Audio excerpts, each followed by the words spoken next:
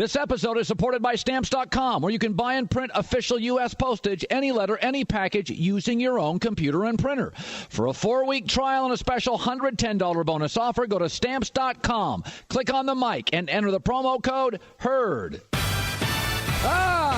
This is The Herd, wherever you may be and however you may be listening live in Los Angeles on iHeartRadio, Fox Sports Radio, and FS1. Christine Leahy joining me as always on a Monday, 1 hour from now, where Colin was right, where Colin was wrong. Plenty of both in 1 hour from now. We're absolutely packed. You're finally healthy. Rough last week. Slept all weekend. Good to have you back. Good to be back, Colin. I slept for 3.5 straight days. And she's back and ready to go. And we're ready to go on a Monday morning. Folks, last night, NBC, you were watching the Super Bowl. Those are the two best teams. Dallas-Pittsburgh was an adorable pillow fight. You score, you score, you score, you score, you score, you score. Those were the two best teams. I'll take Belichick, Pete Carroll. You have Jason Garrett. I'm taking Russell Wilson, Tom Brady. You can have Dak Prescott. That was a Super Bowl. You go look at the box score this morning. First downs, virtually identical. Total yards, virtually identical. Yards per play, virtually identical. Penalties, virtually identical. Time of possession, virtually identical. 2 A coaches, 2 A quarterbacks. You know, it's funny, too, because Bill Belichick looks like coaches have always looked. Kind of grumpy, terse with the media. Pete Carroll doesn't. Pete Carroll's chewing gum going 100 miles an hour. He looks like a grad assistant with gray hair on the sidelines. He's like a college coach. He's pumping fist. And Russell Wilson, similarly, doesn't look like anybody that's ever played the game. I mean, the only reason Johnny Manziel gets drafted is Russell Wilson. Nobody was going to draft a 5'11", 207-pound guy who ad-libbed out of plays, Johnny Manziel, until you saw Russell Wilson, and everybody went, oh, he'll be just like Russell Wilson, except he's not as smart, he's not as willful, he's not as driven, he's not as efficient, he's not as coachable. This is what is remarkable about Seattle. And I'll be honest with you. If I'm New England this morning, I'm playing them again. At least when New England plays again, I'll make the argument for New England. Losing at home is not a bad thing because these two teams have a strong likelihood of playing again. And I can, for 2 weeks, if I'm Bill Belichick, say, couldn't beat them at home. You're going to have to play your best game. Seattle's going to go into that game thinking, we beat them in Foxborough. Advantage psychologically New England when they play, in all likelihood, on a neutral field. I know it's only Thanksgiving, but you're watching that game last night, and you're seeing what I'm seeing. You're seeing 2A coaches, 2A quarterbacks, real defenses, unbelievable psychological warfare on that game. I mean, all sorts of chess matches going on. Pittsburgh and Dallas is a pillow fight. I mean, that's you score, I score, you score, I score, you score, I score. I can't keep a lead. No, I can't keep a lead. Those are good teams, too. Those last night, those are the best teams in the league. Here's what's remarkable about Pete Carroll has created. And we talked about this last week. When you're a really, really, really good business, it doesn't matter where Starbucks is. Airport, your local neighborhood, Beijing, Boise, Birmingham. Doesn't matter. It's the same coffee and the same vibe. Starbucks travels well. Good brands travel well. I got news for you. Seattle home, Seattle away, I can't tell the difference. When this team was younger, when the Seahawks were younger 3 years ago, they were better at home than away. But as they have aged as a brand, as they have aged as a team, Seattle home and away, getting the same team. I'm getting the same team. Russell Wilson home and away, getting the same guy. Pete Carroll home and away, Seattle defense home and away, I'm getting the same coffee. That is a quality brand. And what Seattle has done under Pete Carroll is remarkable. Do you realize Seattle is the only NFL team? They're the only NFL team since 2012. 4-year sample now. That's a big sample. 4 years. They're the only NFL team with no losses over 10 points. That's unbelievable. I don't know what I get Pittsburgh week to week. Steelers half to half, I don't know what the heck I'm getting. New York Giants, quarter to quarter, I don't know what I'm getting. Philadelphia Eagles, Atlanta Falcons, even the good teams in this league, Minnesota, Green Bay, I don't know what I get half to half. Packers are always a better first half than a second half team. Seattle hasn't lost a game by 10 or more, or over 10 points in 4 years. And they only have 2 losses over 8. It's incredible. They're a little smaller and a little faster, and they hit a little harder. And I don't think I've ever appreciated Pete Carroll. I mean, I always knew he was a good coach because I have all my friends in football, and I ask them, they're like, he's quirky, but he's a good coach. I think Pete's a great coach. The fact that Seattle goes on the road after an emotional game on Monday Night Football, short week, they've been on the field, their defense, in the last month more than any other defense, and you got that performance? That is incredible. What other team could go into New England, short week, exhausted physically, and get that emotional peak? Cowboys aren't doing that. Steelers aren't doing that. They don't have the maturity. They just don't. Those were the 2 best teams in the NFL last night. Now, at the end of the game, and again, to me, it was a chess match. If they'd have played in Seattle, it would have been the same thing. At the end of the game, there's the play to Gronkowski. I had no problem with the call whatsoever. What did I say last week on Monday Night Football? I came on 1 week ago, and I said, I think Seattle is the hardest team in the league to officiate because Seattle is so aggressive. They play a psychological game with the officials that over the course of 3.5 hours, and I compared them to the Utah Jazz with Stockton Malone, Coach Jerry Sloan, they were so pushy, shovey, grabby, so physical that over the course of 3.5 hours, officials begin, because they don't want to decide every play. They don't want to blow the whistle for 3.5 hours. Officials start letting more and more and more and more go. If that play is the first play of the game, an officiating crew calls a flag. But instead, here's the final play of the game. I have no problem with the call. And Seattle's aggressiveness for 3.5 hours is why this wasn't called. Gronk goes to the far side. He's got Chancellor on him. Brady. He's going to throw the ball up for Gronkowski, who pushes off, and it's incomplete in the end zone. He pushed off, and the ball sails over his head in the end zone. With 11 seconds left on 4th down, the Seahawks are going to take over on the 1-yard line. Don't have a problem with it. That's a football play right there. That is a football play right there. And when you watch that game for 3.5 hours, that play was a football play. It was not interference. All right, let me shift gears now. In every Monday, I do something where Colin is right or Colin was wrong. It's on Monday, and we do it for about 5 minutes. I make all sorts of mistakes, and then there are some times I'm pretty good. So I'm going to do just one today, an hour early. I will not include this in an hour, but I'm going to do just one before I get to the Steelers Cowboys, because I'm going to get to that. But I'm going to do just one a little early. So go ahead, John. Where Colin was right? For the last 8 weeks, the American sports media, I mean everybody except moi, has said once the Hillary-Trump campaign ends, the ratings will bounce back. It's not about Kaepernick. The ratings have been down. It's not about the penalties. It's not about this blah, blah, blah, blah, blah. Take the emotion out of it. Trump and Hillary figure out who's president, give it a couple of weeks, and the ratings will come back. America didn't suddenly start disliking football. The consumption's been better than ever. People are just not watching as long, and ratings come from 2 things, total audience and time spent viewing. The ratings are in from last night. Through the roof. You know what else is in this morning? Ratings from the Sunday political shows. Down, down, down. You can listen to other shows, certainly, but if you want the straight skinny without emotion, the truth, and you'll hate me most of the time for it, this is the show. People didn't suddenly hate the league because of Colin Kaepernick. That's what they talk about after a few Heinekens at the local bar. This was about the most polarizing election of our lives. It's now over.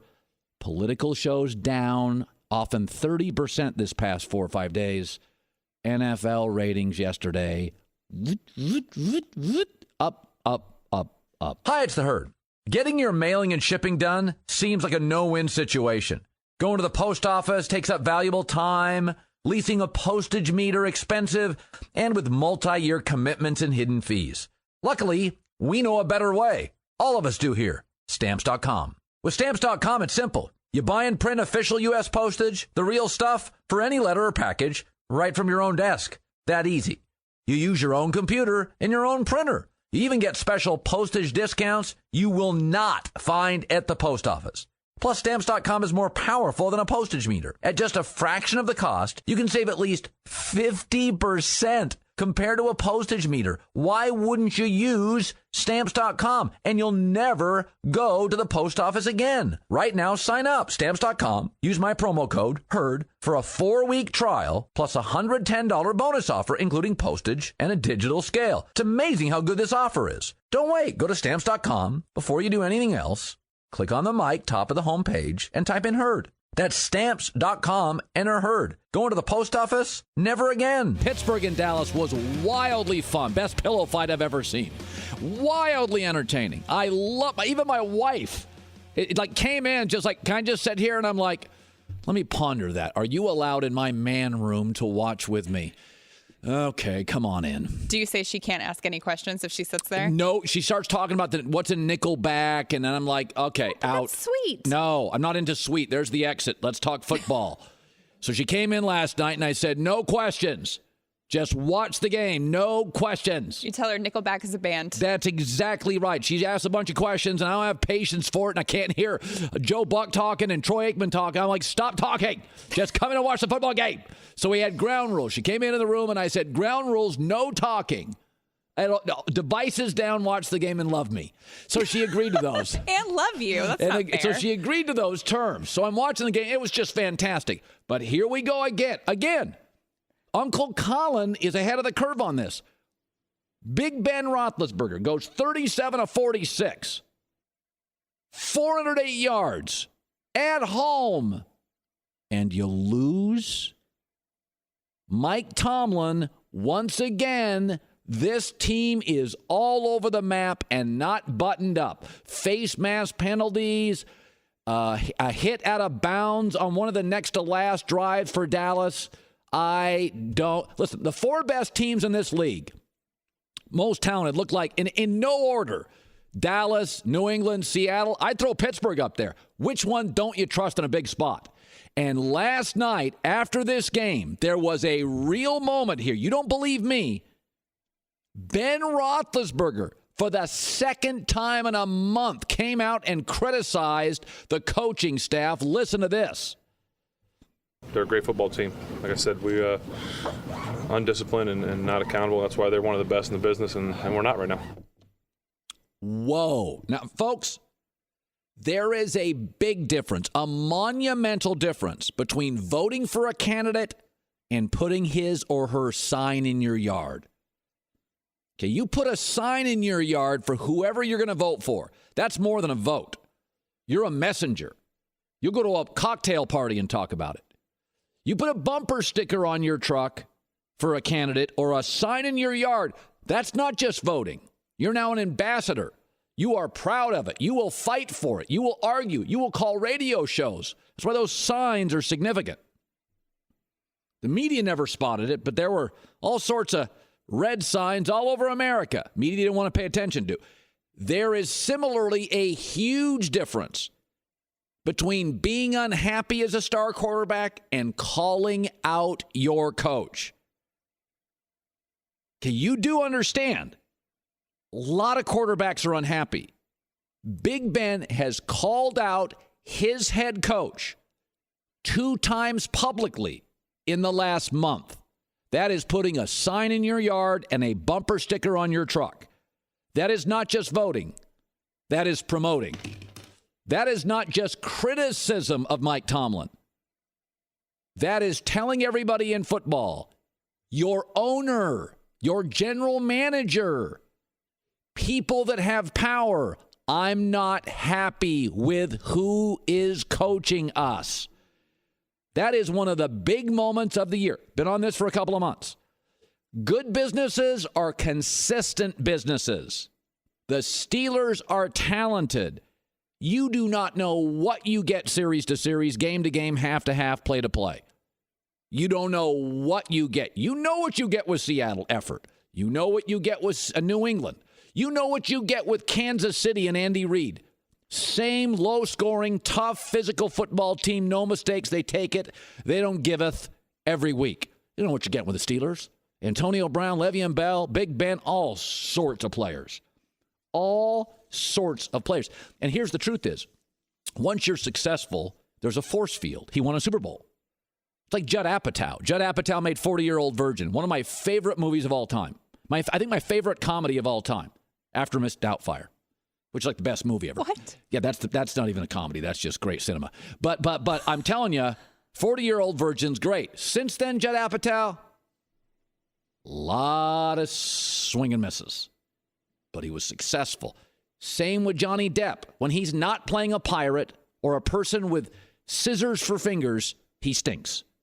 But once you had a big one, once you get the Super Bowl, once you do Edward Scissorhands, once you do 40-Year-Old Virgin, force field. And all the arrows just hit the force field and drop off.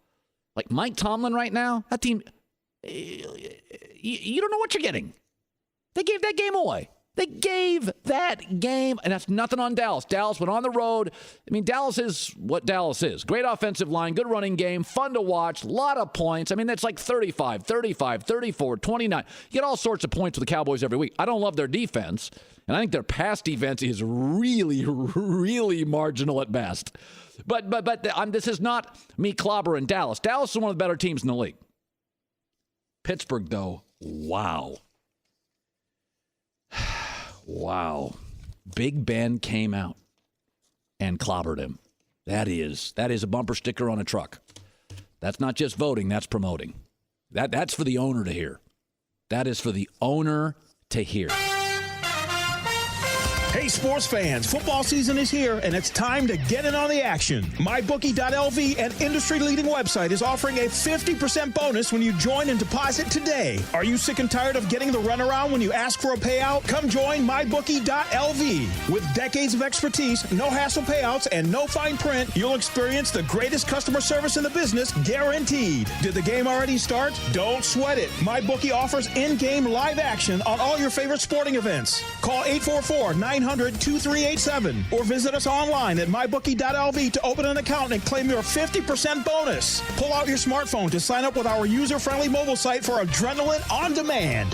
What are you waiting for? Get in the game. Call now to claim your 50% bonus before it's gone. That's 844-900-2387 or go online to mybookie.lv to open an account and start winning today. Only the biggest, only the best, only at mybookie.lv. Sign up today. He's one of the greatest players in league history, not just one of the greatest running backs. He's one of the greatest players in the history of the league. A multi-time Pro Bowler, a Hall of Famer, the single-season rushing record, 2,100 yards and change, NFL rookie season rushing record, which could be broken by Ezekiel Elliott.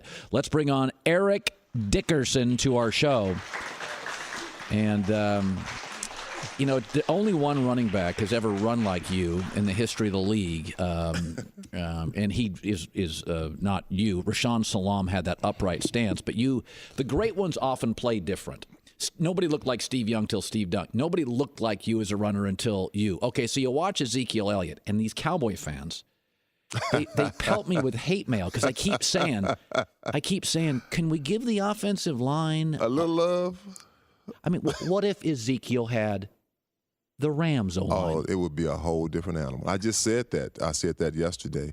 I said if Zeke had the offensive line at the Rams, he had the Rams behind that offensive line, it would be way different. And that's not taking anything away from him. Just understand, offensive linemen are so important. They're the bread and butter of your football team, especially this Cowboys football team. When you look at that last run he had, it was like, man, I really believe I could have ran through that hole and made it to the end zone. And how old are you right now? 56, and I think I might have dove in for the touchdown, but I might not have been any good for the next month. But I think I could have got there. So, what do you make of Dak? Who do you compare him to? Well, Colin, I saw Dak play in the preseason when he played the Rams, the first game of the season. And I'm like, man, who is this kid? And for me, accuracy is everything. And I'm not a quarterback. I'm not a quarterback guru. I'm not a quarterback. But when you can put the ball where it has to be, and he did it 3 times in that football game, I'm like, wow, this kid can throw the football. And when Tony got hurt and he came in, I said that this guy is going to be a good player. And in week 2, people said, I don't know, you got to bring Tony back. Tony got to rush back. I said, I don't think so. I think this guy is a real deal. He reminds me so much of Warren Moon. His composure, the way he stands in the pocket, his accuracy, the tight spiral he throws. I mean, he could be up for MVP. I mean, you could almost have co-MVPs. Him and Ezekiel Elliott could both be co-MVPs. That's how good both of them are playing right now, to me. It's interesting. When you played, you could draft a running back. But now the basic narrative is don't draft running backs. I would imagine you're pro running back. But of course. But is Ezekiel to you, now I want Hall of Fame running back on great rookie running back. What does he do that you see that maybe I don't see as a running back? Well, one thing he does is he really watches his block. Like, I'll say this much here. In the first couple of weeks, because I talked to Zeke, I was texting him back and forth, and I told him, hey, just let it come to you. It'll happen. Just let the game come to you. It'll happen. Because Le'Veon Bell's pretty good at that. He's very good at that. You see, he's the same kind of runner. He kind of waits, and then hits the hole. Right. Zeke does the same thing. I told him, just let the game come to you, and it'll start happening. And as you watch it, that's what he's doing now. But you know what's giving him that opportunity? What? The offensive line is stalemating the defensive line at the line of scrimmage. If you got penetration in the backfield, the play is over. But even you can wait and wait because the offensive line is giving you time to pick and choose your holes. You know, we were talking about offensive lines, and I have this sort of theory that you live in Los Angeles and you work. You're obviously commenting a lot on the Rams. And my takeaway on the L.A. Rams and Jared Goff is they've drafted 10 offensive linemen in 4 years. None are great. Is it possible, like with the Rams, that staff, that organization isn't good with offensive players? Well, Jeff Fisher's a defensive guy. And if you notice, the defense is solid, very good. Every year. Every year they're solid. So most definitely, and you have to put something to that. But also you have to look at I call them the suits, the guys up top that are letting these things happen. Like, people say that Jared Goff, that was Fisher's guy. Me personally, I don't believe that. He's a defensive guy. I don't think Fisher would trade away his whole team, for one player. And I say that because if that's the case, the Rams are one player away. If you look at their team, what would we supposedly? We were quarterback away. We're not a quarterback away. We're receivers away. We're offensive linemen away. I mean, we don't know what Jared Goff can do because he hasn't played in the regular season. So you think Jeff Fisher's hand, Eric, was forced a little? I believe his hand was forced. Yeah, I don't think. I mean, when it was all said and done, when they did it, he had to say, "This is my guy." We're gonna say, "No, this is not the guy I want." Right. Of course, he had to say, "This is my guy." I mean, you have to. Eric Dickerson, one of the all-time great NFL players, period, Hall of Famer, multiple Pro Bowlers, Offensive Player of the Year. I was talking about this with the Steelers. Like Mike Tomlin, he won a Super Bowl, got to 2, so he's not incompetent. But I find Pittsburgh to be wildly inconsistent. Not New England, not Seattle, not Kansas City. I think a good business, if you go to Starbucks, you get the same coffee, whether you're in downtown L.A. or Beijing. That's good business. When you go back to your career, did you play with locker rooms that were disciplined and undisciplined? Does it shift year to year? Oh, most definitely. You have both. It's like, I'll say this much, with the Rams, that was a disciplined locker room because we had a lot of veteran players. We Jackie had an Slater. Dennis Harrah. I mean, we had a lot of guys, we had David Hill. We had a lot of guys that had been there for years. Grown-ups, grown men. I mean, my offensive line had been together 6.5 years when I got there. So we had a lot of Jack Youngblood. I mean, I was a big Jack Youngblood fan. So we had a veteran locker room. The nonsense wasn't going to happen. When I went to the Colts, we had a pretty much kind of a veteran team a little bit, but when we traded for Jeff George, we got rid of a lot of veteran players to pay for him. And now we got a young locker room, and it showed. It showed. How? One way I can say it showed. It was really disturbing to me is when we had one of those seasons we were losing, and the players say, "Man, I'm just getting my check." I'm like, have some pride. Have some pride. You just want to go out and take these butt kickings every week with no pride involved in it. And that was the frustrating thing. You didn't have anyone that would stand up and say, hey, man, this team, this is where we're going. We're not here, we're going here. I mean, it was just so frustrating. I mean, because I was a Steeler fan too. Believe it or not, I was a Steeler fan. You know why? Because they used to beat the Cowboys, so I became a Steeler fan. I look at the Steelers as a team that's always had a solid foundation. Yes. A real solid foundation. You knew what they were. If defense is gonna hit you in the mouth, they're gonna play tough, and they're gonna get in your face. They're gonna get in each other's face if they're not playing hard and they're not playing right. And right now, I don't think that's happening with the Pittsburgh Steelers. I mean, they've had some injuries, but it is what it is. That's football. Football is a sport that you're gonna get hit and you're gonna get hurt. When you watched Seattle, New England last night, and I said I started my show saying I love the Steelers Cowboys. It was a great TV product. But when I was watching that game last night, the chess match between Belichick and Pete. I watched the Super Bowl and I watched that game. Very few guys can go up against Belichick and play with him. And you can sense that. You can sense half to half, possession to possession. Pete Carroll's very different. Now, Eric, in your career, I want you to go back to your coaches. Pete's chewing gum 100 miles an hour. He looks like a grad assistant. He's high-fiving his players.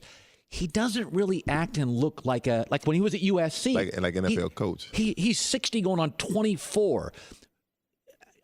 When you watch Pete, what do you see? What's his magic? It's funny you say that. I think it was a couple of weeks ago they won a game. I forgot which game it was. And Pete was they were going in at halftime, and he was hugging the players and grabbing the players. And I'm like, see, that's why they love him. He's like one of us. He's like one of the players. Even though he's the head coach, he can relate to us. Come on, guys, come on. It's halftime. We're leading. Come on.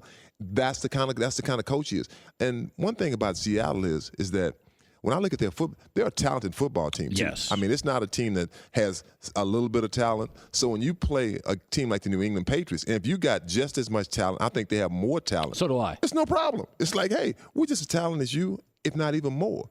So with having a coach that can relate to his players, the players love, they're going to play that much harder for the coach. Because you know why? You don't want to let your coach down. So much fun. Before we let you go, Eric Dickerson, so you played in the league for a long time, and you probably took your share of Toradol shots or whatever they call them to play. But, you were a guy, you were a workhorse. And some people have said Ezekiel Elliott, they're just running him too much. So I want you to go back to your career. Could I make the argument that they're leaning on Ezekiel Elliott? But now, Eric, the weather gets cold. It gets a little harder to wake up in the morning. You know what it's like. Could I make the argument the Cowboys are built for the regular season? They're going to wear that young kid out later. Yes and no. I guarantee if you ask Zeke, he'd want to play every play. He wants to get the ball as much as you can. I did too. Only thing is that I can say when it got to week 11 and 12, for me, I came in at 220, 225. That was camp weight. That was camp weight. During the season, I stayed at that weight pretty much. When I got to week 11, because I was not used to basically a 20-game season, preseason and regular season, I dropped my weight to 212. I was tired. I'm like, I am so beat up. I couldn't wait for the season to end so I could kind of get recharged. And I'm not saying that's going to happen to him because they seem to do a good job of rotating him out. Okay. But it is different, though. It is different. It is different playing the 12-game season, a 13-game season in college opposed to really a 16-game regular season. Then you got, possibly 3 to 4 games in the playoffs. It's way different. I feel like they're doing a good job with him. I mean, the thing is because he doesn't take the big shots, those big shots. They have a great offensive line. Yeah, but you didn't take a ton, did you? Sure, yeah. Oh, yeah. I mean, we ran the ball 30, 35 times a game. God. With 21 times, that's good. 30, 35 times a game. So by week 11, 12, you were a different back. I was a different back. I was beat up. But the second year, the year I ran for 2,000 yards, I said, I'm going to be more prepared. I'm going to get my body in better shape. And I was ready for that 16-game season. There was no problem. So it just depends on the player, and it depends on the injuries you have. If you have a shoulder injury, rib injury, it's hard to run, with that authority that you want to run with. If you have a knee injury, for sure you can't cut. So you try to stay away from the little nagging injuries.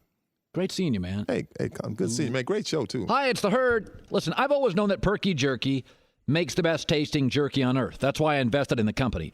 But don't take my word for it. Now the folks at Perky Jerky have proof.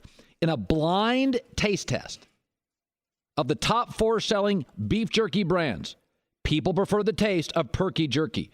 And not just prefer the taste, by a 2-to-1 margin over other jerky brands. But you already knew that. In fact, Perky Jerky is so confident that you'll love it, they have a money-back guarantee. If you don't think it's the best jerky you've had, get your money back. So what do you have to lose? Pick up Perky Jerky at Walmart, Kroger, Costco, or Whole Foods. I saw the polls today in college football. They're just ridiculous. They got USC like 15th. Really? Think there's 14 teams in America that can beat USC? All these pollsters have no courage. They get paralyzed by win-loss records. It just cracks me up. So the AP top 15 through week 11, and here's where they have it right now. They've got USC at 15. They just manhandled Washington, who's at 7. But this is why I just can't pay too much attention to the polls. They came in with a new staff. They got off to a 1-3 start, and people buried them. But I'll tell you what, outside of Alabama, and I don't think anybody can play with Alabama. Ohio State's probably the closest, but nobody's beaten Alabama. I'd put USC up against anybody. They have physically pushed Colorado and Washington in the Pac-12 all over the field.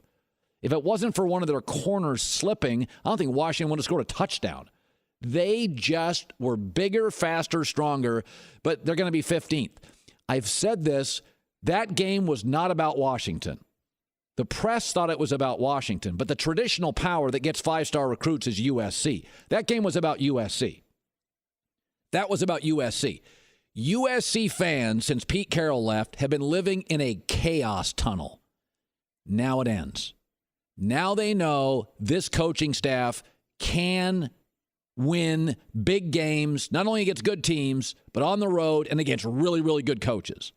Because when you watch that game, it's the first game in 3 or 4 years where you felt the Trojans were absolutely all buttoned up. Special teams, defense. I don't love their offensive coaching right now. I think Sam Darnold's spectacular at quarterback. For the record, all of this has changed since they put him in at quarterback. The coaches haven't changed. They put one quarterback in. What do you know? Remember when Alabama played USC? The first quarterback they started with couldn't move the ball. The second guy who's been starting since, they blew USC out. In college football, one quarterback can change everything. As good as Cam is, and he won a national title at Auburn, Cam's not winning big time in the NFL. He had a huge winning streak last year. You take that away, sub 500. In college, if you have a great quarterback, he can be a game changer. Sam Darnold is fantastic. He makes everybody at USC look better. That said, though, they looked like the game plan, be physical. They showed poise, real defense and special teams. There you go, USC. You got your guy. Still don't love their offensive coordination during a game. I don't think they're overly layered or clever, but that game was a referendum on this staff now capable of beating good teams, well-coached teams in their conference, even on the road. That's a good feeling, and you haven't had that in a long time at USC. This is the Herd Podcast. Every Monday at this time, I look over my predictions from the last week, my bold statements, and I make mistakes, and we need to address them. And so let's not waste any time, John Goulet. Roll the tape. Where Colin was right. Blazing 5. We're having a really good year. A really, really good year. Blazing 5, another winning record. We called Tennessee over Green Bay. We called Miami over San Diego. We called Denver over New Orleans. And Dallas, Pittsburgh, I mean, depending on the minute you watched, we had it, we lost it, we had it, we lost it. Blazing 5, 3-2, about a 60% clip this year. It's been really, really strong, and we really have only been on the wrong side of about 4 or 5 games the entire season. I mean, really on the wrong side. Where Colin was wrong. A couple of weeks ago, I said, I'm taking Carolina as my bounce-back team for the second half of the season. Listen, can we stop making excuses for Cam Newton? They've got plenty of talent. Greg Olson's a great tight end. Kelvin Benjamin's a great player at wide receiver. Funchess can play. Jonathan Stewart, their O-line's fine. He is so inconsistent. 23 of 38. Be more accurate. I'm telling you, I watch these young quarterbacks, Dak Prescott, Marcus Mariota, and Derek Carr. I don't get the moodiness of Cam and the inconsistency of Cam. once again, I sometimes I fall in love with the optics. Big, strong Cam. I love their front seven defensively. But they're just too inconsistent. And Cam, sorry, they're just young quarterbacks I like more now. Where Colin was right. This is the last time I'll go to this one, but I'm going to say it one more time. Ezekiel Elliott, I was strongly, when everybody else said it was nuts, I said draft a running back. My belief, my methodology in the draft is just draft productive players. Draft a kicker if you think he's going to be with you for 14 years. Draft a running back. Draft a quarterback. Just draft productive players. Coaches don't get fired when they've got a roster full of productive players. They get fired all the time when they have a roster of value. You know who you shouldn't draft? Punters. They're not productive. Don't draft in most cases. Cowboys an exception. Don't draft a guard, the most unathletic offensive line position. But if a guy's productive and you can pencil him into your lineup and you see him as a 1,000-yard performer, then that's a first-round player to me. Where Colin was wrong.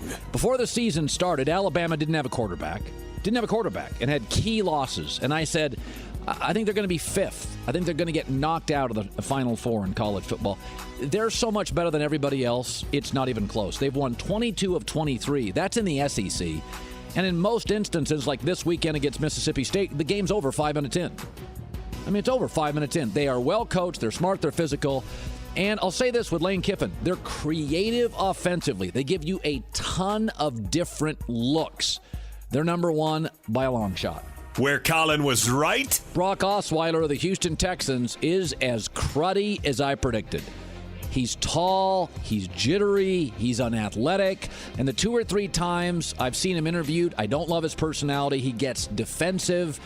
This guy's got the third worst completion percentage in the NFL, the second worst passer rating, second worst passing yards per game, and the worst yard per attempt. And he's got like guys that can get down the field. It's not like they don't have any weapons. He's got a couple of guys on the perimeter that can really play. He is not a franchise quarterback. Where Colin was wrong. Boy, did I whiff on the top of the NFC. I went back and looked at my predictions this morning for the top of the NFC. I had Packers 1, Panthers 2, and Cardinals 3. I even butchered the bottom of the conference where I thought the Lions and the Eagles would be the pits, and they're both really compelling and really interesting and have a shot at the playoff. I was pretty good in the AFC. But you know what? Maybe next year I'll just pick the AFC. I won't even pick the NFC because I whiffed, especially at the top and bottom. Where Colin was right. Now, this is a two-parter. I said USC should have hired Clay Helton. I said he's stable. He's a grown-up. There's too much chaos. His dad was an NFL coach, respected. Clay Helton knows the program. He knows personnel. He knows Southern California. And it does look like now they've got it together. Where Colin was wrong. But after 3 weeks, I said fire him. I said they're humiliating themselves. At one time, they had 8 men on the field. Their special teams were a disaster. They were wasting their timeouts in the first quarter. They had blowout losses. Clay Helton didn't even know exactly where to stand on the sidelines. So that's kind of a little both there. Where Colin was right. This is my favorite. I did my homework on this one. Remember I said about 6 months ago? I said Lorenzo Romar at Washington is the worst game coach in college basketball and maybe the best recruiter not named John Calipari. So they have, once again, the presumptive number one pick in the NBA draft is a kid named, is it Markelle Fultz? So he had Markelle Fultz. He's going to be the number one pick. He had 30 points yesterday. Man, Lorenzo can recruit. And they lost to Yale. He can't coach. And Yale was missing their best player. He probably had like a midterm or something. The guy, honestly, he's Calipari. But X's and O's, nobody gets less out of NBA players than Washington. And it's not like their NBA players kind of drift and sit on the bench. They put guys in the NBA like Terrence Jones, Isaiah Thomas. You're like, oh, that guy can play. Brandon Roy, that guy can play. That guy's like an all-star. Catch the Herd from noon to 3 Eastern on iHeartRadio and FS1. Not that it was an epiphany, but I'm watching yesterday, and I'm watching Dak Prescott. And, we also saw Jimmy Garoppolo.